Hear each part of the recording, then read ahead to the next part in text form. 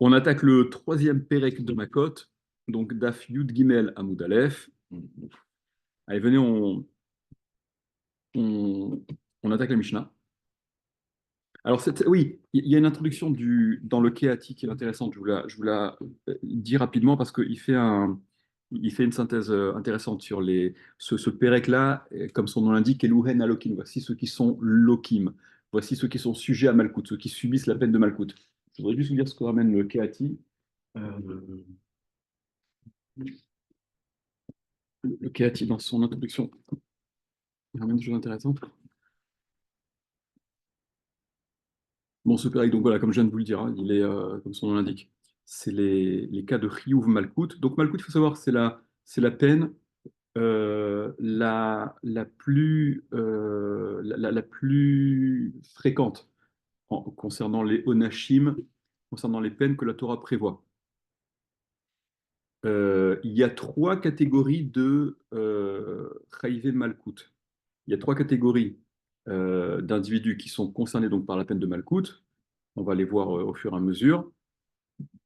Alors, dans notre Mishnah, c'est ce qu'on va voir, et c'est selon l'opinion de Rabbi Akiva, on verra dans le sud de l'Agmara, c'est que celui qui est Chayav Karet, celui qui a transgressé un interdit sur lequel il y a donc un Chiyuv Karet, la peine de Karet, mais pour interdit pour lequel il n'y a pas la peine de Mitat Beddin, il n'y a pas la peine capitale.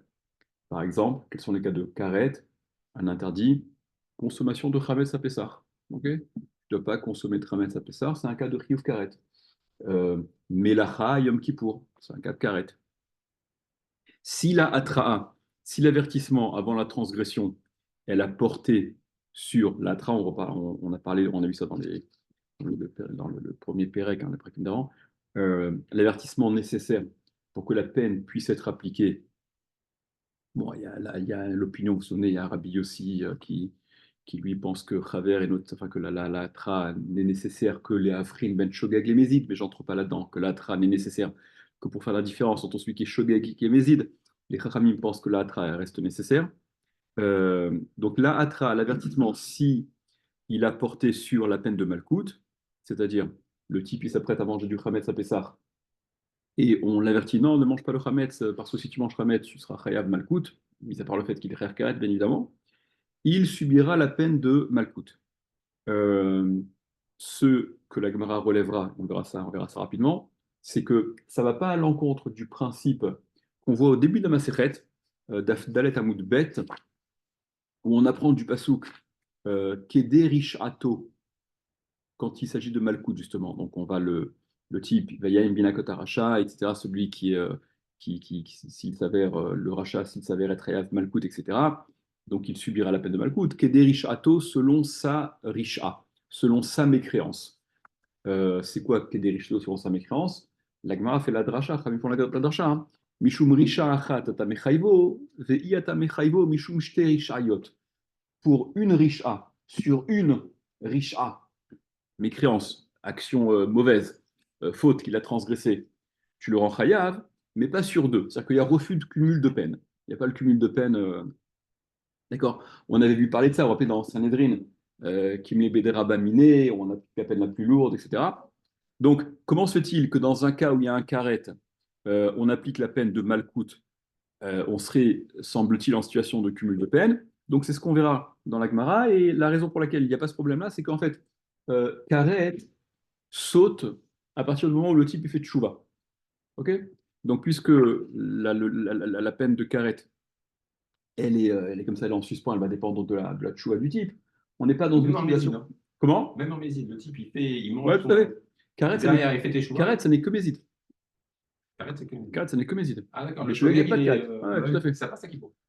Comment? Le type de Il n'y a manger pas de du. Béchogay. Ouais, ouais. Ouais, Mais Béchogeg, il n'y a attends, pas de Karet. Il n'y a pas de Karet. Ok? il a quoi quand tu vois là, Cache, tu vois? tu vois? Tu vois? Après, la Gemara dit sur certaines fautes. Non, mais quand tu dis fait, tu vois, Ouais. c'est quoi? C'est quand le père va se représenter, c'est faire d'après, par exemple, quand il va se Sacha. faire. Bon, ça, c'est le bon Dieu qui sait, les jeunes. Ok? Non, Faites-vous oui, je poser. sais, mais comme Kara, Voilà. c'est pas des preuves de. Oui, après, ça, c'est. La Gemara dit parfois sur des cas. Alors, la Gemara elle donne des exemples. Il bâche shrorim, le type, il va s'habiller en noir, il va vraiment se mortifier. On va voir que, bon, c'est plus trop d'actualité. D'accord, mais le karet, c'est un problème c'est un problème que le type là vis-à-vis de Dieu. D'accord. Ok, Dieu, il sait si le type a fait tchouva ou pas dans son cœur, c'est pas.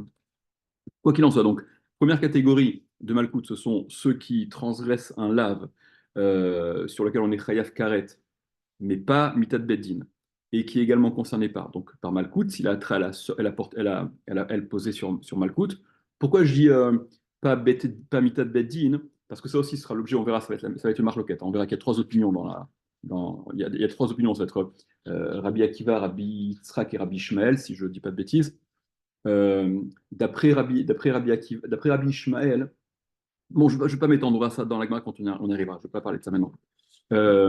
Deuxième catégorie de Malkout, c'est celui qui transgresse un lave sur lequel on est Chayav Mita Bidé Shamaim. Il y a aussi la notion de Mita Bidé Shamaim, Chiv Mita Bidé Shamaim, celui qui est Chayav Mita, mais Bidé Shamaim, du ciel. C'est-à-dire qu'on ne va pas lui appliquer la peine capitale avec le badin terrestre. Il est. Ça ressemble un peu, hein, ça nous fait un peu penser à Chayav Karet, c'est une autre catégorie. Par exemple, celui qui mange du tevel, celui qui mange des récoltes dont les prélèvements n'ont pas été réalisés. Et enfin, troisième catégorie, c'est la plus classique, on va dire, la plus générale, quoi. C'est celui qui transgresse un lave dans lequel il y a un maasé, transgression d'un interdit, mais qui se transgresse en étant actif. Parce que, comme on a vu dans le premier pérec de la Maseret, il y a des lavim. Il y a la notion, ce qu'on appelle exactement, le lave chez Enbo Maasé, le lave dans lequel il n'y a pas de Maasé. Okay, l'exemple qui est donné, c'est l'interdiction. On a lu ça il y a Shabbat dernier, Shabbat d'avant, au sujet du Korban Pessah. Velo totiru mimeno ad boker, vous n'en laisserez pas jusqu'au matin du Korban Pessah, il doit être consommé en totalité durant la nuit. Vehanotar mimenu, alors ouais, la suite passe, donc Vehanotar mimenu, est-ce qu'il en resterait voilà, et ce qu'il en resterait, vous le brûlerez dans le feu. Comment est-ce qu'on transgresse le lave de ne pas en laisser jusqu'au matin? En ne faisant rien, en ne mangeant pas. Je transgresse donc ce lave en n'agissant pas, en n'étant pas actif, justement. Donc ça, c'est un lave chez Enbomaasé. Un lave chez Enbomaasé, un lave dans lequel il n'y a pas d'action, je ne suis pas Chayev Malkout, en tout cas. D'après Rabbi Akiva, on verra que c'est une marloquette, Rabbi Akiva, Rabbi Yehuda, etc. Euh, et donc, d'après cette opinion-là, qui est l'opinion qui est retenue, qu'un lave, pour qu'on soit Chayav Malkout, il faut qu'il contienne, oui, un maasé, une action. On verra aussi qu'on apprend de la juxtaposition dans la Torah du lave, de ce qu'on appelle lave des chassima, le lave de chassima. Chassima, c'est le fait de museler, c'est marqué dans la Torah, au sujet de son. Quand on donne, quand on prend son bœuf pour battre le blé, pour piétiner le blé, la Torah dit l'otarsom shor bédicho. Tu ne muselleras pas le shor, le bœuf, bédicho, quand il bat le blé. Et c'est juxtaposé à la peine de Malkout. Donc on verra ça aussi, c'est la Gemara, je fais ça un petit peu rapidement, mais euh, donc il y a cette analogie-là. Les lavim concernés par la peine de Malkout, ce sont ceux qui, à l'instar du lave de l'Otarsom Shorbedisho, non seulement ce sont des lavim qui contiennent un maasé, ok, tu as été actif pour transgresser cet interdit, tu as muselé ton shor, tu l'as fait battre le blé, en l'ayant muselé. Euh, c'est un lave, donc il s'agit d'un lave, il s'agit pas d'un non-accomplissement d'une mitzvah positive. Et troisième point aussi sur lequel on reviendra, qu'on a déjà vu aussi dans les prakim précédents, c'est qu'il s'agit d'un lave qui n'est pas ce qu'on appelle nitak les AC. Il n'est pas réparable par un AC, par une mitzvah positive. La Torah dit, tu ne voleras pas. Si tu voles, la Torah a prévu, Ve'eshiv et Takzela, tu rendras l'objet volé. Donc le AC, il vient réparer quelque part la transgression du lot à AC. Mais il y a certains lavim qui ne sont pas réparables par un AC. En l'occurrence, l'otarsom shorbedisho, tu ne muselleras pas le bœuf quand il bat le blé. C'est pas parce que tu vas le gaver 2 fois plus après qu'il est muselé, qu'il est battu, qu'il est piétiné le blé en étant muselé, que tu vas rattraper l'affaire. Ok. Voilà, donc, quand il n'y a pas d'autre issue, il n'y a pas d'autre session de rattrapage au moyen d'un AC, c'est la peine de Malkout qui vient réparer la transgression, dans la mesure où évidemment il y a eu Atra et tout le reste, etc. Voilà, grosso modo, ça, c'est les trois catégories de Malkout. Euh, voilà, ce que je voulais vous montrer que le Kehati rapporte dans sa Hakdama, c'est le décompte qui est fait par rapport à, à ces différentes catégories euh, là où s'applique la peine de Malkout. Donc, regardez, tous les cas de Chayve Kiritot, tous les cas de Chiyuv Karet sur lesquels il y a Malkout, ils sont au nombre de 21. Les cas de Chayve Mita Bidei Shamaim, les cas de Chiyuv Mita Bidei Shamaim, pour lesquels il y a Malkout, ils sont au nombre de 18. Et tous les cas de Chayve Malkout, c'est ce que je vous disais tout à l'heure, que l'essentiel, la peine la plus fréquente dans la Torah, c'est Malkout. Bon, déjà, en plus des deux catégories que je viens de citer, il y a tous les autres cas où la peine de Malkout s'applique, les autres cas où il n'y a ni Karet, ni Mitabide Shamaim. Et là, on est à un total de 168. Ça fait en tout 207 lavim sur lesquels la peine de Malkout s'applique. Donc vous voyez, ça fait beaucoup même. 207 lavim sur les 365 lavim. D'accord, c'est l'essentiel de c'est la peine la plus. 207 sur 365. Dans lesquels il y a une action. Oui. Oui. C'est-à-dire que quoi, dans le reste. Ah non, dans le reste, il y a les 21 ou bien. Tu as 21 en plus, tu as les 228. Karet, tu as les Mitabi des Shamaim, et les autres ne sont pas concernés parce que soit c'est Nitak, et assez, soit il y a, il y a la peine capitale à la clé, soit, d'accord, ça ne rentre pas dans le cadre de ce qu'on a évoqué en tout cas. Allez, venez, on attaque immédiatement la Mishnah. Alors, Ve'eluhen Halukin. Et voici ceux qui sont lokin. Donc voici les cas, les individus concernés par la peine de Malkout. D'accord, on va employer les termes de la Mishnah, de la Gemara, pour pas avoir à traduire à chaque fois. Ça fait un peu. D'accord. Quand je dis il est loqué, c'est qu'il subit donc la peine de Malkout. Hein, on est bien d'accord. Être loqué, c'est subir la peine de Malkout. Alors, vous allez voir que déjà, la Mishnah, elle est loin d'être exhaustive, puisqu'on vient de dire qu'il y a 207 cas où il y a la peine de Malkout. On va voir quelques cas, on va voir une minorité, une poignée de cas où il y a Malkout. Pourquoi ce sont ces cas-là qui sont retenus plutôt que les autres? On verra dans Rashi également pourquoi. Donc dit la Mishnah, Veluhen alokin, voici ceux qui sont loqués. Haba alachoto, celui qui va avec sa sœur. Donc on parle celui qui a une relation incestueuse. Alachoto, avec sa sœur. Ve'al achot aviv, avec la sœur de son père. Ve'al achot imo, ou avec la sœur de sa mère. Ve'al achot ishto, ou avec la sœur de sa femme. C'est moins tordu, ça. Alors, c'est voilà, en effet, d'un point de vue, voilà, naturel, ça nous semble un peu moins tordu, en effet. Voilà. D'ailleurs, Parce que tu t'es projeté. non mais d'ailleurs, ouais, d'ailleurs, ce cas-là, il est pas figé comme les cas précédents parce que avec la sœur de sa femme, la herva, donc cet interdit-là, saute si la sœur, si sa femme est morte, quoi, et que donc sa sœur se retrouve, ok? Alors, ve'al eshet achiv, et avec la femme de son frère, là aussi, la femme de son frère, dans un cas particulier, le contexte de Yiboum que vous connaissez, cette herva se trouve être une mitzvah dans le cas de Yiboum. Et je vous avais dit aussi, la Gemara dans Yevamot, c'est Abba Shaoul qui dit au début de Maseret Yevamot, il dit Karov Be'enai, je crois que c'est l'expression qu'il emploie là-bas, il dit Karov Be'enai, je considère que c'est proche à mes yeux, je considère presque que celui qui ferait Yiboum aujourd'hui, donc dont le frère est mort sans avoir d'enfant, et qui se trouverait confronté à la mitzvah de se marier avec sa belle-sœur pour perpétuer la descendance de son frère, etc., que Karovena et que le Vlad, l'enfant issu de cette union-là, soit un mamzer. C'est parce que, d'après Abba Shaoul, si le hiboum n'est pas fait dans l'optique de la mitzvah du hiboum, bah, finalement, tu restes un peu plus concerné par la herva, par l'interdit de départ. Ok, façon de dire que le hiboum doit être motivé par la mitzvah, etc. Bon, c'est juste une remarque. Voilà. Donc, voici les cas de Malkout, ce qu'on a cité.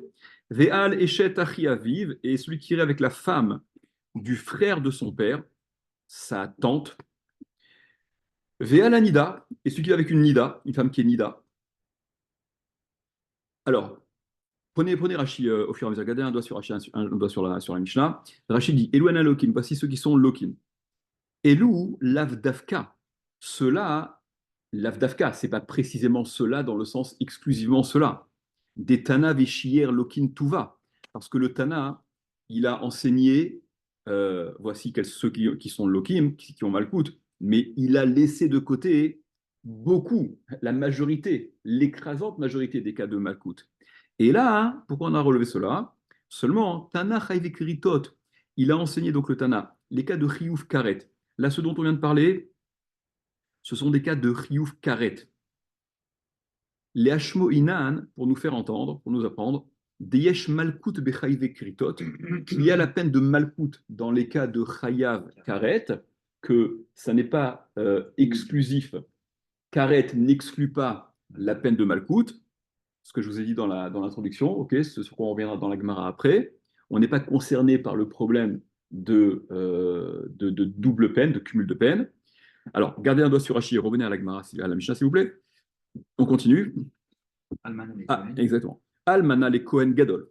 La Almana pour le Kohen Gadol. Alors, vous savez que la Torah précise Grusha ve Almana lo Yikar. Le Kohen Gadol, il ne peut pas se marier avec une divorcée comme n'importe quel Kohen, puisqu'il est Kohen. Et pas avec une Almana non plus, pas avec une veuve non plus. Donc, dit la Mishnah, Almana le Kohen Gadol, une Almana pour le Kohen Gadol. Voilà un cas où il est également sujet à Malkout. Grusha va Chalutza les Kohen Hediot. Grusha, la divorcée, et la Chalutza. La Chalutza, c'est donc celle qui, en situation de yiboum potentiel, n'a pas été mariée, mais elle a été donc libérée au moyen de la Chalitza. Vous vous souvenez, d'accord, ce qu'on appelle le Lévira en français. Ok, donc elle était liée à son beau-frère vivant. Et pour casser cette zika, la Gemara dans Yevamot, Elle a été mariée quand même. elle était mariée avec le premier frère. Oui, elle a été Ouais, mariée. bien sûr, bien sûr. Maintenant, son frère, son mari, il est mort sans avoir d'enfant. Oui, non, je sais, mais ça fait donc elle n'est pas avec le. Non, mais elle le s'est deuxième, il mariée est avec le réservé. deuxième. Non, Mais le fait qu'elle était mariée une première fois, ouais. ça n'interdit pas déjà directement au. Non, elle est veuve. Un Cohen normal. Ok, elle est veuve, elle se retrouve veuve. Et si elle est Mais divorcée, pas veuve. non, divorcée, Ah c'est bah sûr non. que c'est pas bon, c'est Ok, grillé. La veuve, pour le Cohen normal, le Cohen idiote, elle est permise. Là, ce dont on parle, c'est Groucha, Vachalutza, les Cohen idiotes. Au stade de La Chalutza, Groucha. ok. Non, mais La la Groucha. Khalitsa, à partir du moment où Et là- il est payant, je veux dire, le frère, tout de suite, elle est déjà réservée au frère, déjà. Avant. Ouais, ça c'est Ouais. ça ça c'est dont on parle. ça c'est toute une sougia dans les Vamot, d'accord? À partir de quand cette espèce de zika elle prend forme? Elle est liée. Est-ce que c'est à cause des kiddushin de départ? Est-ce qu'une fois qu'il est mort? Laissons ça de côté. Laissons ça de côté. Ce que je dis simplement, c'est que pour l'instant, Ok. quand la femme dont le mari meurt sans avoir d'enfant, elle se retrouve en principe concernée par la mitzvah, enfin elle, c'est plus le beau-frère d'ailleurs, plus le beau-frère qu'elle, puisque dans Yevamot, on voit que elle, on lui pose pas beaucoup la question. On verra chez nous dans la Gemara après que les cas où elle peut échapper et refuser le hiboum, c'est assez restreint. Il faut qu'elle ait vraiment des raisons de béton pour ne pas.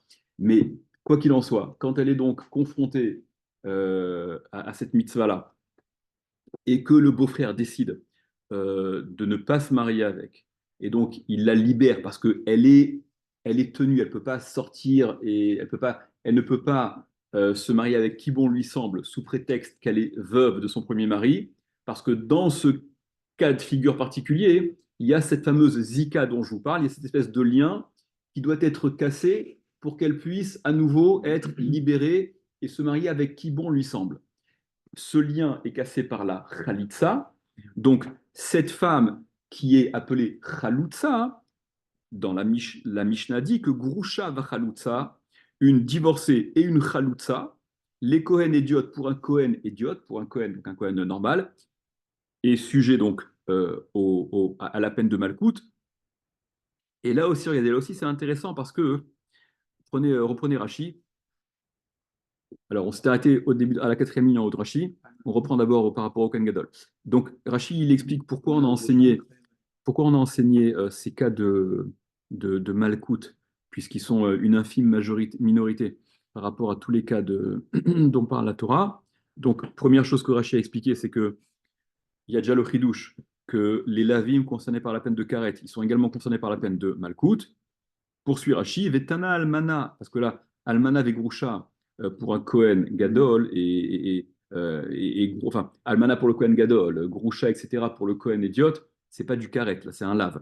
Donc Rashi poursuit. Vetana Almana Vegrusha, et on a enseigné Almana Vegrusha, les Hashmoinan pour nous, ouais, pour nous enseigner, que Almana Vegrusha, Chayav Alea Mishum Shte Shemot, que sur la Almana et la Grusha, il est Chayav Mishum Shte Shemot, voilà, au titre de deux interdits distincts.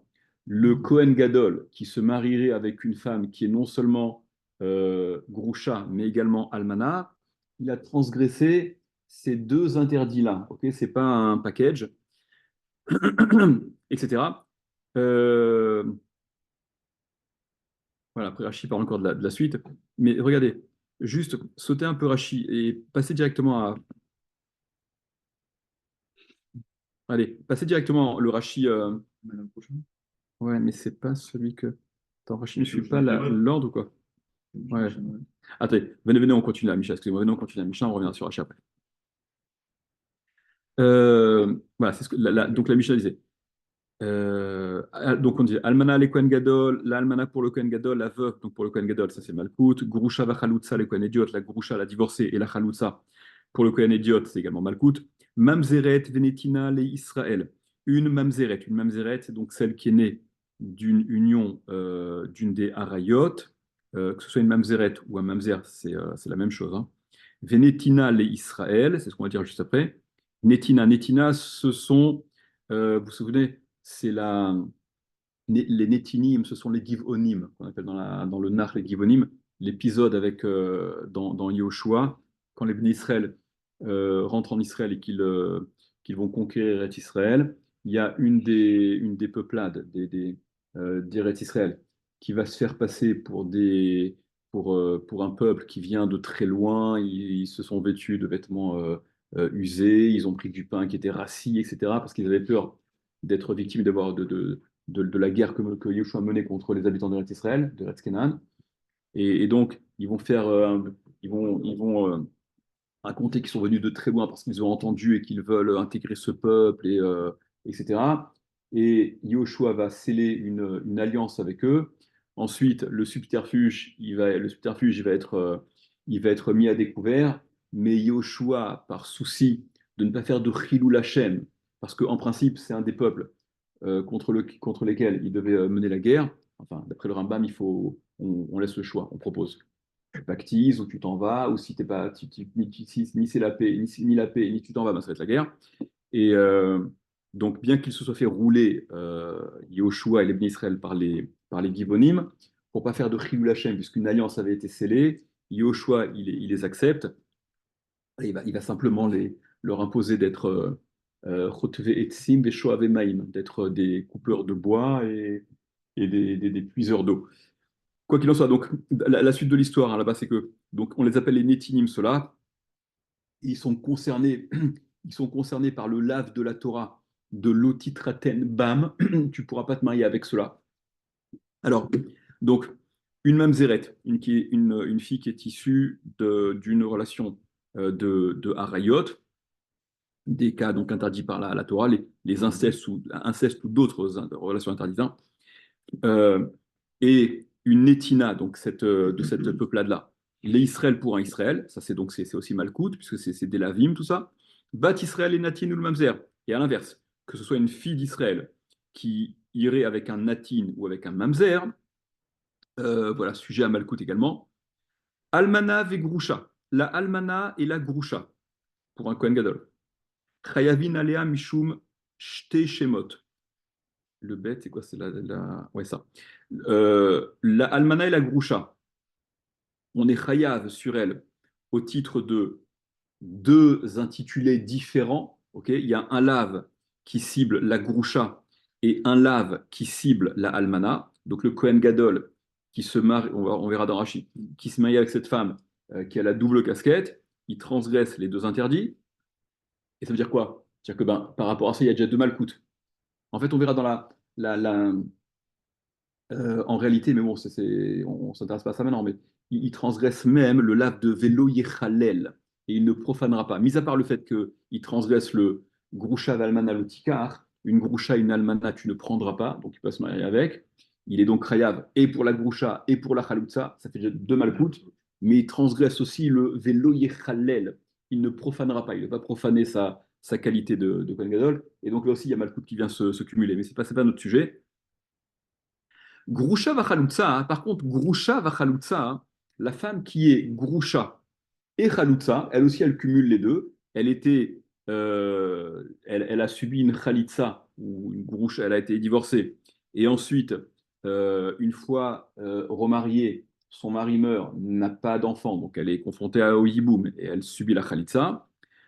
Donc cette femme qui a les deux casquettes, Eno Chayav et la Mishum Achat Bilvad. Il n'est Chayav, donc le Kohen qui irait avec elle, et la Mishum Achat Bilvad que à un seul titre. Ok, un seul, apparemment en effet un seul lave. Venons voir Rachid là-dessus. Almana ve Grusha. La Almana et la Grusha. Rachid dit Shenitalmna me ish echad. Elle est devenue Almana d'un homme, donc elle est veuve d'un homme. Elle se remarie, Venit Garsha Meishacher, et elle est divorcée d'un autre homme. Donc elle cumule les deux statuts. Elle était almana d'une part, elle se retrouve être veuve d'autre part. Le Kohen Gadol qui se marie avec, Chayav Alea, Shte Malkout, il est Chayav sur cette même femme de deux peines de Malkout, Mishum Shte Shemot, parce qu'il y a deux intitulés, il y a deux lavim qu'il transgresse. Même si le lave, il est identique, l'otikar, mais il est en facteur. Grusha ve almana. L'otikar, il est à mettre en facteur aux deux. Mishum shte hazarot, au titre des deux hazarot. La hazara, c'est la hazara, c'est quoi? C'est l'interdiction, c'est le fait de prévenir, d'accord? Les hazirs, Prévention. la prévention, dans le Le fait sens, de la prévenir. Torah te l'interdit, voilà. Shtehen mefurashot bamikra, parce que les deux sont explicites dans le verset, la grusha et la almana, ve azara et la azara, le lotikar, donc le lave, l'interdit, la transgression, à tarvayu kaima, sur les deux, elle s'applique, cette azara. Ça, on parle du Kohen Gadol. Grusha va chalutza, la grusha et la chalutza, donc la femme qui est grusha et chalutza, qui cumule les deux. Grusha, donc elle est divorcée. Vehi Chalutza, et elle est également Chalutza, elle a subi la Khalitsa. Écoutez, comprenez bien, Rachid. Eno Chayav Alea, et la Mishum Grusha, il n'est Chayav sur elle, donc le Kohen qui est avec elle, soit un Kohen Gadol ou un Kohen Idiot. Hein. Il n'est Chayav sur cette femme-là, qui cumule donc les deux Shemot, enfin Shemot, justement, il n'y a pas, ce qu'on dit, il n'y a pas les deux Shemot.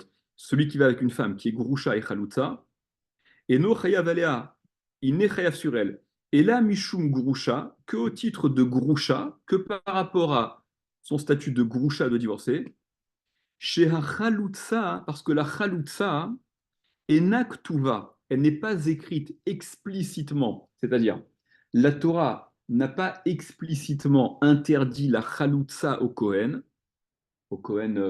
idiot, hein, évidemment, puisque pour le Kohen Gadol, la question ne se pose pas.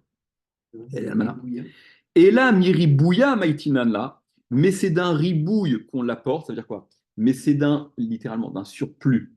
Il y a un limoud, il y a une lettre en trop, ne serait-ce qu'une lettre en trop, c'est déjà un truc en trop, duquel on va apprendre que même la chaloutza, elle est concernée, elle est interdite au Kohen. C'est quoi le ribouille? Voilà. Detania bekidushin, selon ce qu'on a enseigné dans Kiddushin.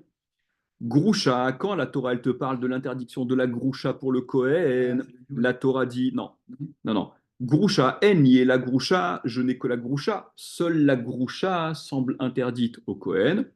Chalutza minaïn.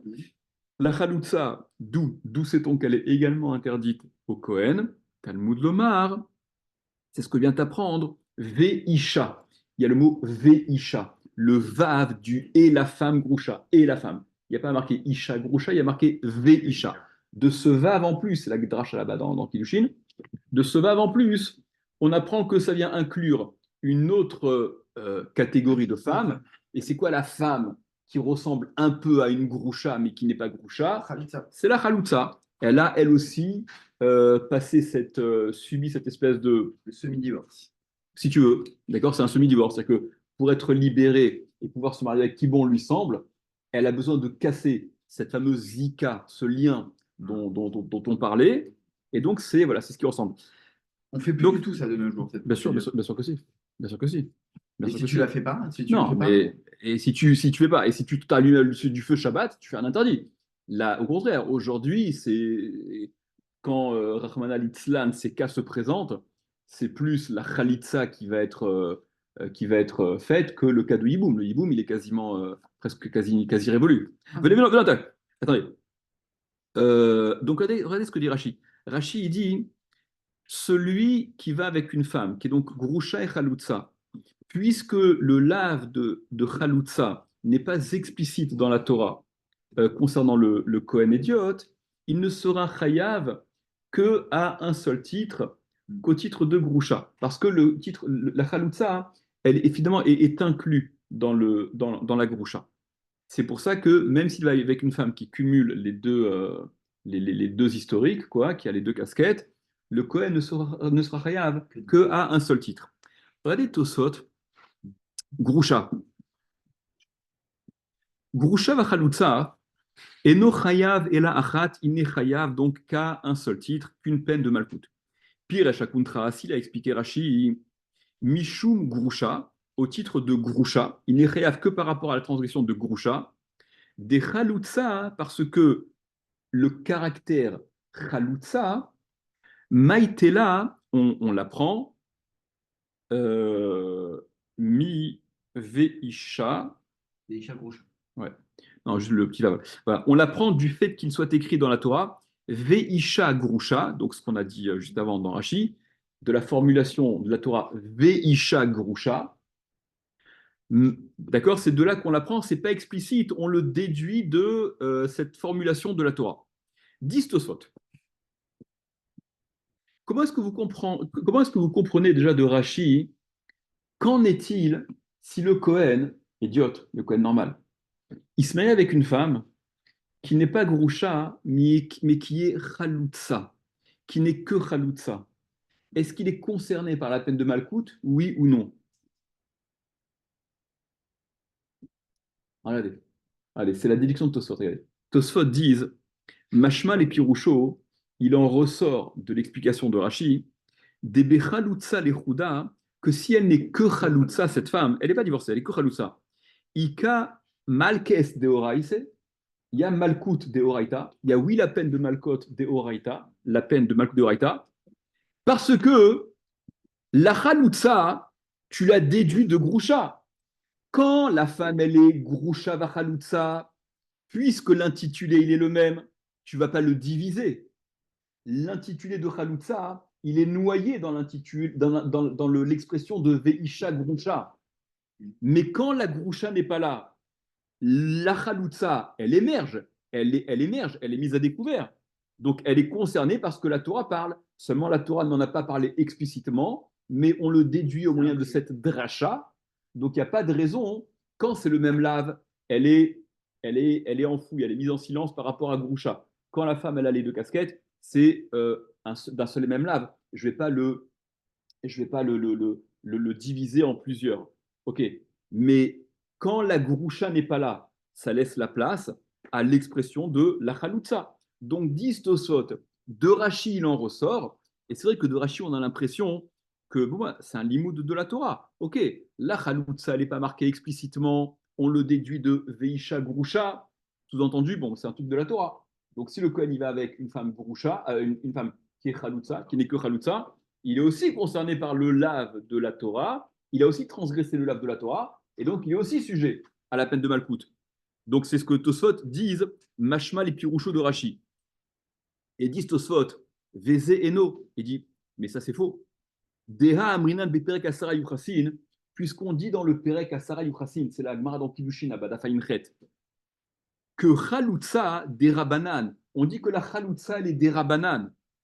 Et si la Chaloutza, elle est des Rabanan, il n'y a pas de Malkout de Horaïta. Il n'y a pas la peine de Malkout Minatora s'il interdit les Derabanan. On est bien d'accord, c'est une évidence, on est bien d'accord là-dessus. Alors, regardez, je m'arrête déjà ici. Ce qui est étonnant, alors j'ai cherché rapidement, mais j'ai apparemment pas suffisamment cherché.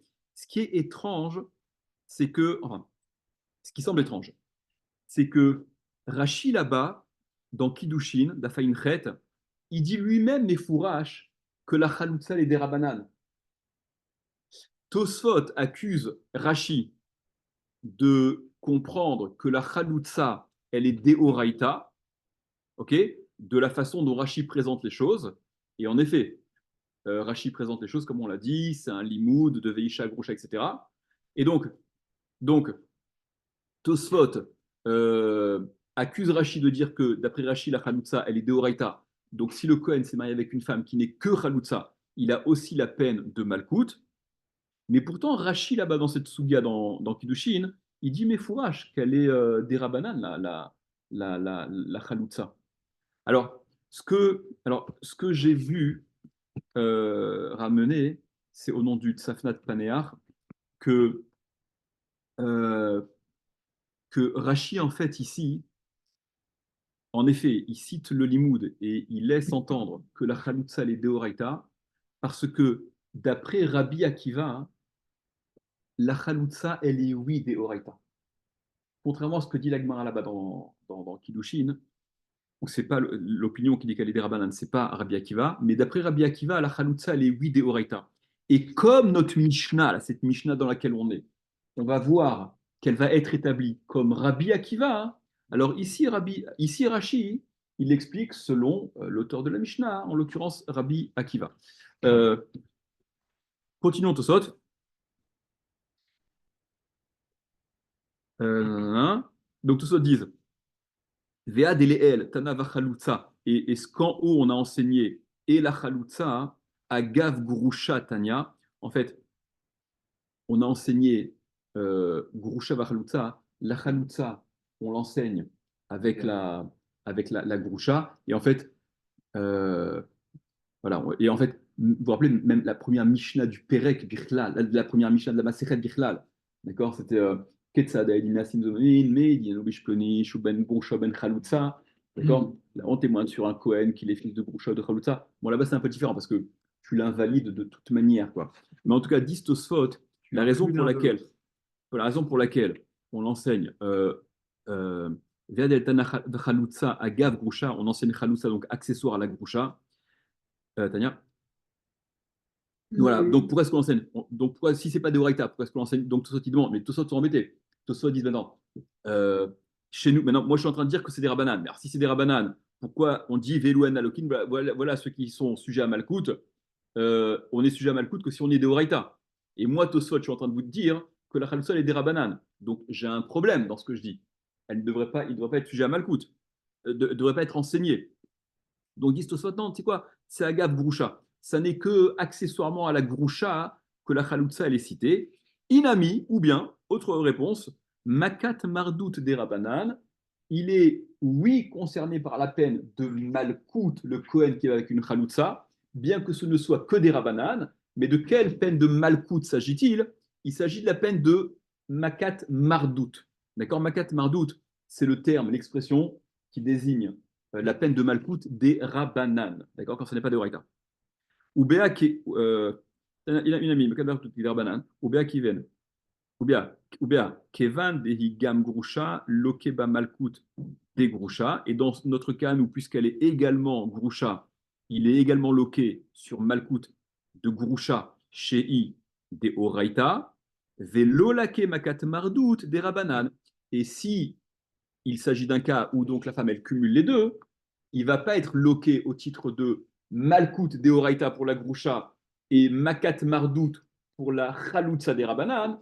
Il est loqué que sur Malkout Deoraita, mais en effet, s'il ne s'agissait que d'une femme qui était Chaloutza des Rabanan, dit Tosfot, il aurait encouru la peine de Malkout des Rabanan, Makat Mardout. Allez, je vous laisse tranquille.